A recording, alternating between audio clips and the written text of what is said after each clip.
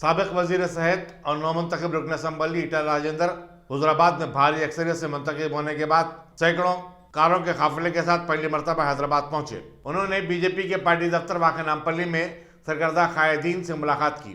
हुजूराबाद से उनके चाहने वालों की बड़ी तादाद दोपहर में ही हैदराबाद पहुंच चुकी थी, जिनमें मुसलमानों की बड़ी तादाद शामिल थी। हुजूराबाद से पहुंचने वालों ने रियासती असम्बली के रूबरू गन पार्क में वाक़ यादगार शहीदान पर फूल चढ़ाए और अलहदा तेलंगाना तहरीक में हलाक होने वाले नौजवानों को खिराज पेश किया। एटेला राजेंदर की आमद की वजह से असम्बली से लेकर नामपल्ली तक हर तरफ घंटों ट्रैफिक जाम देखी गई।